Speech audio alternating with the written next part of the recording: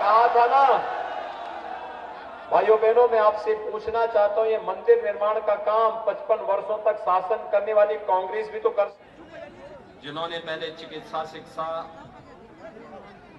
और तकनीकी शिक्षा विभाग के मंत्री के रूप में और बाद में नगर विकास मंत्री के रूप में प्रदेश के स्मार्ट सिटी मिशन को एक नई ऊंचाई दी।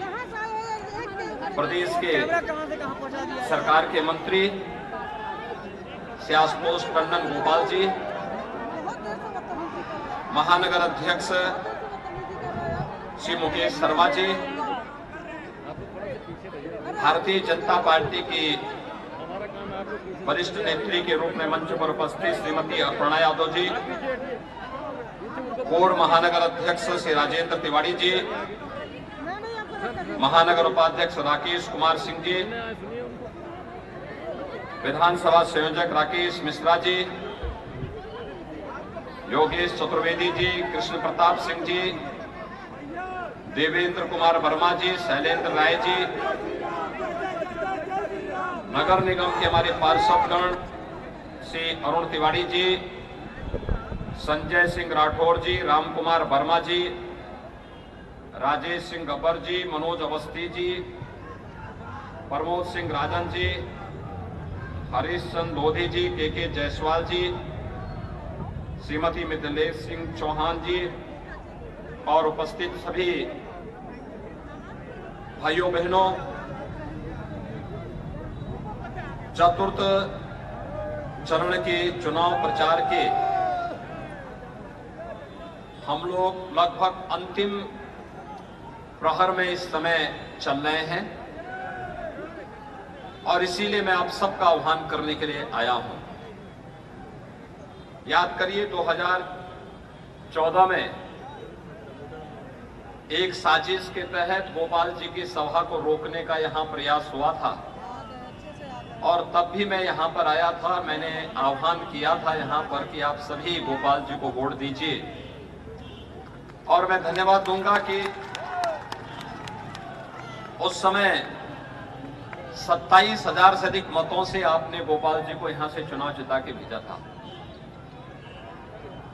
2017 में भी मैं यहां आया था और उस समय भी आप लोगों ने, मैंने आप सबसे अपील किया था कि प्रदेश को अराजकता से मुक्त करने के लिए, गुंडागर्दी से मुक्त करने के लिए, एक दंगा मुक्त भय मुक्त प्रदेश बनाने के लिए और उत्तर प्रदेश के चतुर्दिक विकास के लिए भारतीय जनता पार्टी की सरकार उत्तर प्रदेश में आवश्यक है और इसके लिए यहां पर गोपाल जी को भारी समर्थन देने की अपील की थी। आपने 80,000 से अधिक मतों से गोपाल जी को यहां से चुनाव में विजयी बना करके भेजा। भाइयों बहनों, 5 वर्ष का कार्यकाल जब हमारी सरकार का आज संपन्न होने की ओर अग्रसर है और एक बार फिर से हम अपनी रिपोर्ट कार्ड लेकर के आपके बीच आए हैं, मैं एक बार फिर से आपसे अपील करूंगा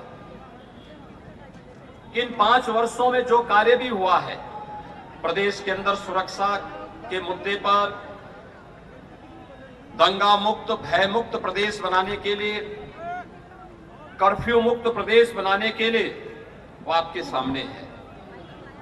मुझे लगता है कि अब भारतीय जनता पार्टी की सरकारें जब भी यूपी के अंदर रहेंगी, कोई दंगाई दंगा करने का दुस्साहस तो नहीं ही करेगा और यही आश्वासन देने के लिए मैं आपको आया हूं।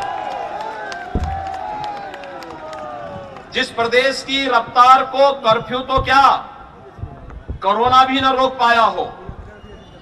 आपने देखा होगा कोरोना की first wave, second wave, third wave कब आई कब चली गई कोई पता नहीं। 25 करोड़ की आबादी देश के लिए चिंता का विषय था, कैसे चलेगी उत्तर प्रदेश की व्यवस्था। हमने कहा चिंता मत करो, उत्तर प्रदेश प्रकृति और परमात्मा की कृपा का प्रदेश है, उत्तर प्रदेश किसी के सामने हाथ नहीं फैलाएगा। और आपने देखा होगा फ्री में टेस्ट, फ्री में उपचार, फ्री में वैक्सीन, सबको वैक्सीन प्रधानमंत्री मोदी जी के नेतृत्व में किस प्रभावी ढंग से पूरे प्रदेश के अंदर हुआ है, ये किसी से छुपा हुआ नहीं है। लेकिन मैं आपसे पूछना चाहता हूं कि जो लोग वैक्सीन के खिलाफ दुष्प्रचार करते थे, कहते थे मोदी वैक्सीन है, भाजपा वैक्सीन है, ये नहीं लेंगे,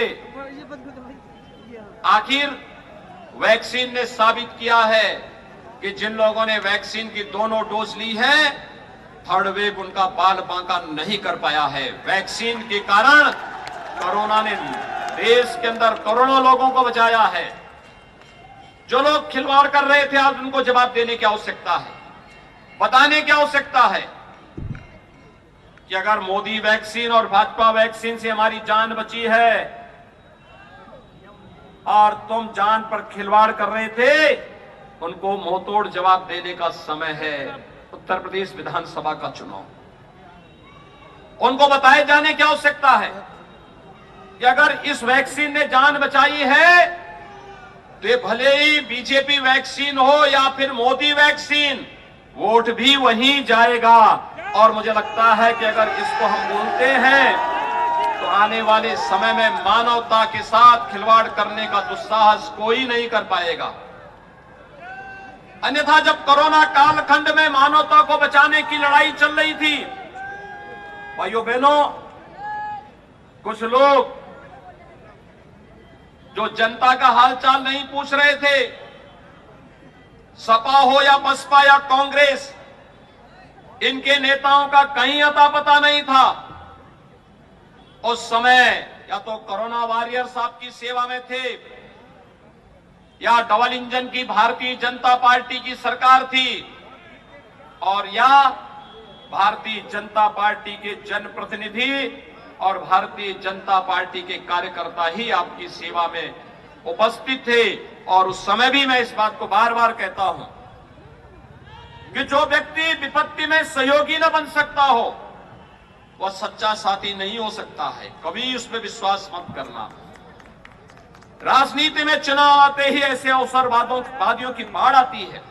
ये लोग आएंगे, बार बार आएंगे, लेकिन हम सब की जिम्मेदारी बनती है कि हम अवसरवादियों को पहचाने। सार्वजनिक जीवन में जब भी इस प्रकार के तत्व आएंगे, राजनीति अधिकाधिक भ्रष्ट होगी, जनता सुविधाओं से वंचित होगी, अराजकता का तांडव होगा, और अपने राजनीतिक स्वार्थों के लोग क्या कुछ नहीं करते हैं। आपने देखा होगा 3 दिन पहले गुजरात की एक माननीय न्यायालय ने गुजरात के 2008 के सीरियल ब्लास्ट के लिए जिम्मेदार 38 आतंकवादियों को फांसी की सजा सुनाई है। 11 आतंकवादियों को आजीवन कारावास की सजा हुई है। भाइयों बहनों, जिन आतंकवादियों को आजीवन कारावास की सजा हुई है या फांसी की सजा हुई है, उनमें से कुछ का संबंध उत्तर प्रदेश के आजमगढ़ और अन्य जनपदों से है। आजमगढ़ से एक आतंकवादी जिसको फांसी की सजा हुई है, वह समाजवादी पार्टी का सक्रिय पदाधिकारी है, उसके अब्बाजान। आप अनुमान कर सकते हैं, छोटी छोटी बातों पर प्रतिक्रिया व्यक्त करने वाले समाजवादी पार्टी के मुखिया इस मामले में मौन क्यों हैं? ये मौन उनकी स्वीकृति को प्रदर्शित करता है कि समाजवादी पार्टी का हाथ आतंकवादियों के साथ। और ये पहली बार तो हो नहीं रहा है। याद करिए 2013 में समाजवादी पार्टी की सरकार थी। समाजवादी पार्टी को एक निर्णय लेना था, मुकदमे वापस लेने का। अक्सर होता है, सरकार आती है, राजनीतिक मुकदमे जो दायर होते हैं, इन मुकदमों को वापस लिया जाता है। हमारी सरकार के समय छोटे छोटे मामले थे, 107/16 के, 151 के, मोटरसाइकिल से कोई सवारी कर रहा है, हेलमेट नहीं पहना है उसका चालान हो गया है, पैसा नहीं भर पाया है, इस प्रकार के मुकदमों को वापस लिया था। लेकिन समाजवादी पार्टी ने कौन से मुकदमे वापस लिए, आप देख के दंग होंगे। जिन आतंकवादियों ने अयोध्या में राम जन्मभूमि पर आतंकी हमला किया था, जिन लोगों ने संकट मोचन मंदिर पर हमला किया था, 28 लोग मरे थे उस समय संकट मोचन मंदिर के समय, आतंकी हमले के समय। जिन्होंने लखनऊ, अयोध्या और वाराणसी की कचहरियों पर हमला किया था, जिन आतंकियों ने गोरखपुर में सीरियल ब्लास्ट किए थे, कानपुर बिजनौर में ब्लास्ट किए थे, रामपुर के सीआरपीएफ कैंप पर आतंकी हमला किया था, ऐसे 1.5 दर्जन से अधिक कुख्यात आतंकवादियों को छोड़ने का निर्णय तब भी समाजवादी पार्टी की सरकार ने लिया था। वो तो हम धन्यवाद देंगे न्यायपालिका को, जिन्होंने समाजवादी पार्टी की इस मंशा को पूरा नहीं होने दिया था। जब चुनाव की 2022 विधानसभा चुनाव की पहली सूची आई, आपने देखा होगा समाजवादी पार्टी में किराना में टिकट उस व्यक्ति को दिया जिसने कैराना में हिंदू व्यापारियों को प्लान करने के लिए मजबूर कर किया था। बिजनौर हो या फिर बुलंदशहर, गाजियाबाद हो या फिर रामपुर या मऊ, समाजवादी पार्टी ने ऐसे दागी चेहरों को टिकट दिया जो वहां पर बड़े बड़े दंगों के लिए पहले से कुख्यात थे, जिन्होंने हिंदू विरोधी दंगे करवाए थे, जिनका आपराधिक इतिहास है, जो लोग पेशेवर माफिया हैं, उन सभी लोगों को टिकट देकर के उन्हें उत्तर प्रदेश विधानसभा में वे लोग भेजना चाहते हैं। उनकी मंशा साफ नहीं। समाजवादी पार्टी इस मंशा के साथ आ रही है कि जो कार्यकाल प्रदेश ने 4 बार समाजवादी पार्टी का प्रदेश में देखा है, उसका फिर से वे पुनरावृत्ति करने के चक्कर में अब आपा भी खो चुके हैं, उलझुल बयानबाजी कर रहे हैं। अभी चुनाव से कोसों दूर हैं, जनता जनार्दन उनको पहले ही नकार चुकी है, लेकिन धमकी दे जा रहे हैं, हमले कर रहे हैं। और इसलिए भाइयों बहनों, आप सबको सावधान करने के लिए मैं आया हूं। भारतीय जनता पार्टी ने 5 साल के अंदर डबल इंजन की सरकार ने पूरी ईमानदारी के साथ, पूरी प्रतिबद्धता के साथ उत्तर प्रदेश की 25 करोड़ जनता के लिए प्रधानमंत्री मोदी जी के मार्गदर्शन में, उनके नेतृत्व में बिना किसी भेदभाव के शासन की योजना का लाभ हर एक नागरिक तक पहुंचाने का कार्य किया, सुरक्षा का एक वातावरण देने का कार्य किया, अराजकता पर अंकुश लगाई, तो विकास को एक नई गति दी। याद करिए 2014 में जब हम लोग आए थे इसी टेढ़ी पुलिया पर सभा करने के लिए, तब ये मेट्रो का संचालन लखनऊ में नहीं था। 2017 में भी हम लोग आए थे, तब भी मेट्रो यहां पर संचालित नहीं थी। आज जब मैं यहां पर आया हूं, मैं देख रहा हूं मेट्रो लगातार चल रही है, आगमन को आसान बना रही है। लखनऊ अब गंदगी का शहर नहीं, एक स्मार्ट सिटी बनने की ओर अग्रसर है। स्मार्ट सिटी मिशन में लखनऊ का आज स्थान आता है। यहां पर विकास की योजनाएं आगे बढ़ रही हैं। हमारा लखनऊ भी स्मार्ट सिटी बनेगा, और स्मार्ट सिटी बनने की ओर लखनऊ जो अग्रसर हुआ है, लखनऊ की तर्ज पर उत्तर प्रदेश के अंदर 17 ऐसी सिटी हैं जिन पर स्मार्ट सिटी मिशन के अंतर्गत कार्य हो रहा है। स्मार्ट ही नहीं बनेगा, सेफ सिटी भी बनेगा। पब्लिक ट्रांसपोर्ट सिस्टम बेहतरीन होगा, लोगों को बेहतरीन बुनियादी सुविधाएं प्राप्त होंगी, और नौजवानों के लिए उस प्रकार की सुविधाएं होंगी जिससे हमारा नौजवान भी जीवन के प्रत्येक क्षेत्र में आगे बढ़ करके अपने आप को साबित कर सके। भाइयों बहनों, सरकार की मंशा साफ हो तो बड़े से बड़े कार्य किए जा सकते हैं। आज आप देखते होंगे उत्तर प्रदेश में, जो उत्तर प्रदेश आबादी में सबसे बड़ा राज्य था, आज वही उत्तर प्रदेश, जिस उत्तर प्रदेश की अर्थव्यवस्था 6-7वें स्थान पर थी, आज वही उत्तर प्रदेश देश की नंबर 2 की अर्थव्यवस्था बनने की ओर अग्रसर है। प्रति व्यक्ति आय में बढ़ोतरी हुई है। जिस उत्तर प्रदेश में कोई निवेशक नहीं आता था, जिस उत्तर प्रदेश में सुरक्षा कारणों से, दंगों के कारण, कर्फ्यू के कारण, भ्रष्टाचार के कारण कोई निवेशक निवेश करने में भयभीत होता था, जब व्यक्ति सुरक्षित नहीं तो पूंजी कैसे सुरक्षित होगी, आज वही उत्तर प्रदेश व्यवसाय की सुगमता के लिए ईज ऑफ डूइंग बिजनेस में 14वें स्थान से उसकी रैंकिंग में बेहतरीन सुधार हुआ। देश के सर्वोच्च स्थान को प्राप्त करते हुए नंबर 2 स्थान पर उत्तर प्रदेश आज के दिन पर है। उत्तर प्रदेश आज एक नए भारत के नए उत्तर प्रदेश बनने की ओर अग्रसर है। और भाइयों बहनों, विकास की जो एक गाथा आज प्रधानमंत्री मोदी जी के नेतृत्व में, रक्षा मंत्री माननीय राजनाथ सिंह जी के नेतृत्व में तेजी के साथ आगे बढ़ रहा है, यह रुकने न पाए, थमने न पाए। इसके लिए एक बार फिर से भारतीय जनता पार्टी की सरकार उत्तर प्रदेश में आवश्यक है, और भारतीय जनता पार्टी की सरकार आवश्यक है, इसके लिए गोपाल जी का लखनऊ पूर्वी से विधायक बनना आवश्यक है। भाइयों बहनों, गोपाल जी के पास एक लंबा अनुभव है। स्वर्गीय लालजी टंडन जी पहला चुनाव है जिसमें उनका आशीर्वाद नहीं प्राप्त हो रहा है।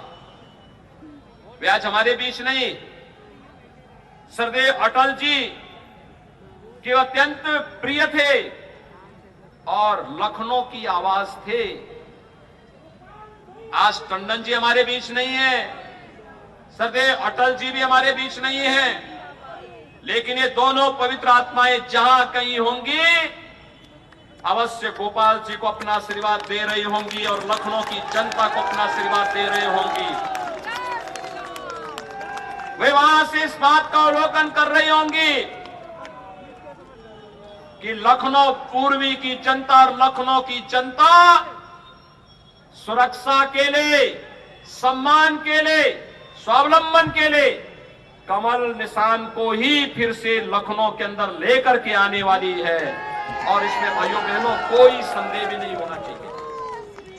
हम कितना भी विकास करा लें, अगर सुरक्षा ही नहीं, फिर क्या मतलब है?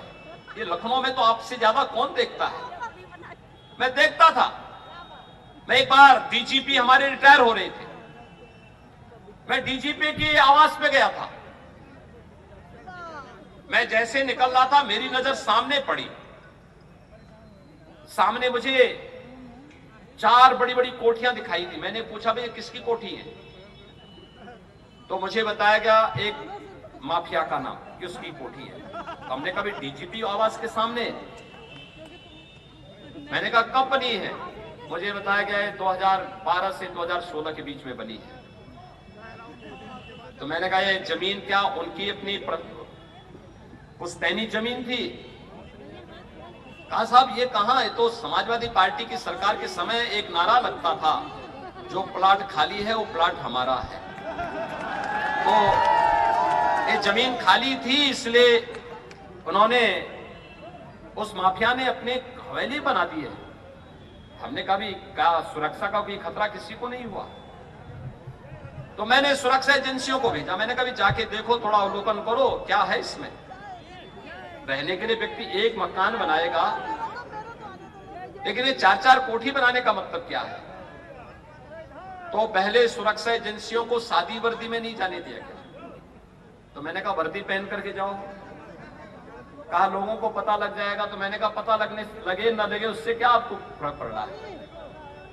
देखो मुझे माफिया के खिलाफ एक कार्रवाई प्रारंभ करनी है और मैं चाहता हूं ये कार्रवाई लखनऊ से प्रारंभ हो।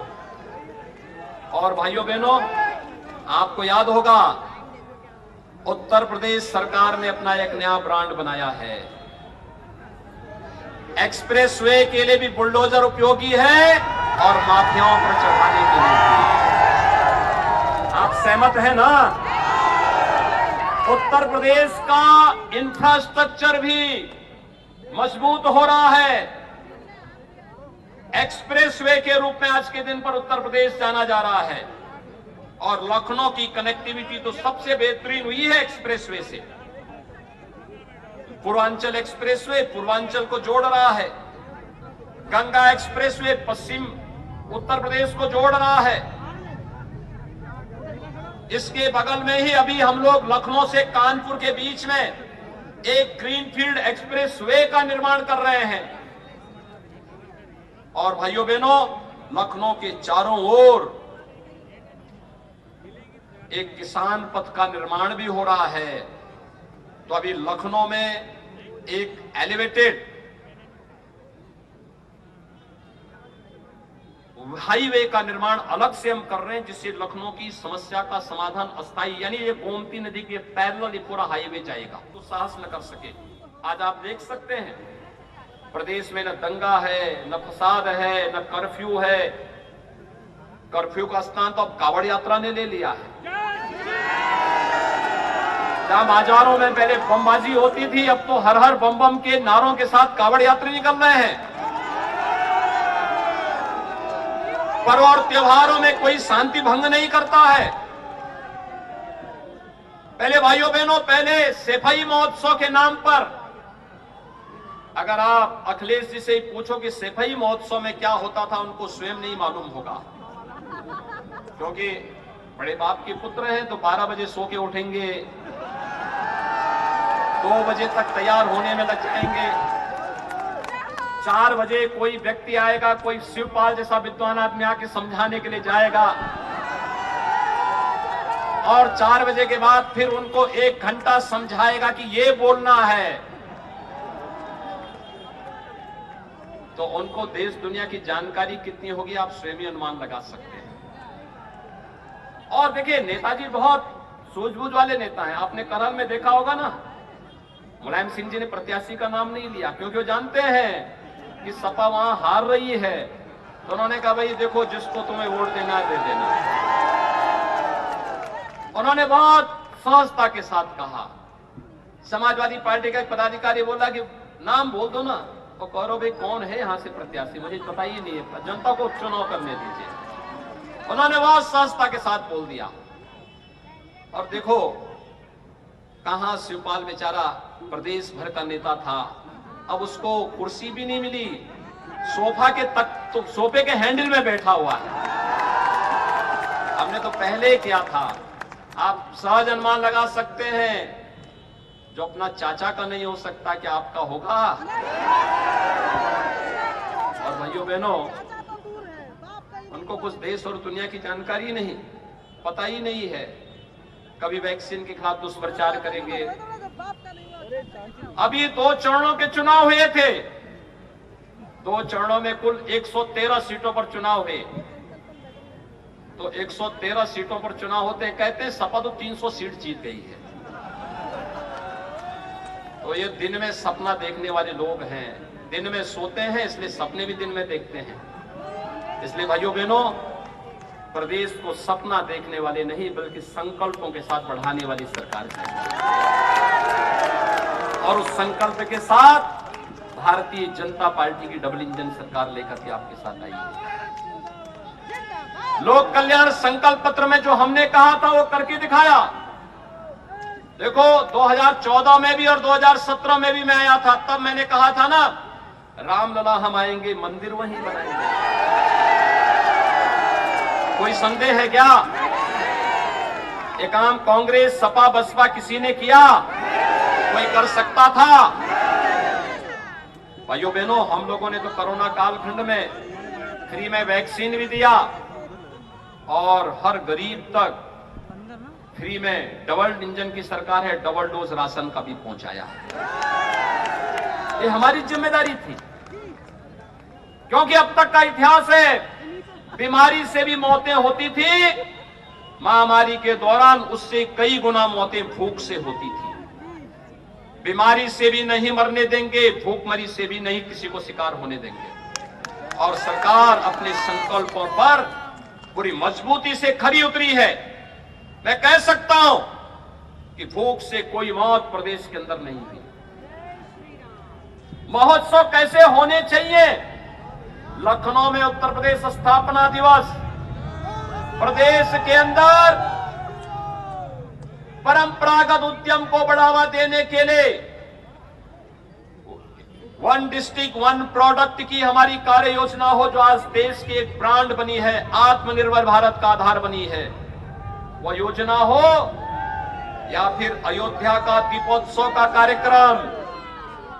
अभी होली आने जा रही है, होली के अवसर पर वृंदावन और बरसाना की रंगोत्सव का कार्यक्रम आज देश और दुनिया देखती है।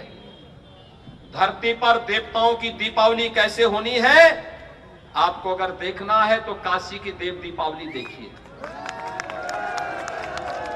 कुंभ का आयोजन देश के अंदर 4 स्थानों पर होता है, लेकिन भव्य कुंभ और दिव्य कुंभ कहां होता है? वह यूपी के प्रयागराज में ही होता है। भाइयों बहनों, अपनी पहचान को हम किस रूप में आगे बढ़ाते हैं, आज इसका आदर्श बन रहा है उत्तर प्रदेश। और उत्तर प्रदेश इसीलिए देश। तो लखनऊ से आप सीएम योगी आदित्यनाथ को सुन रहे थे। चौथे चरण के लिए वो प्रचार करने यहां पर पहुंचे हुए हैं।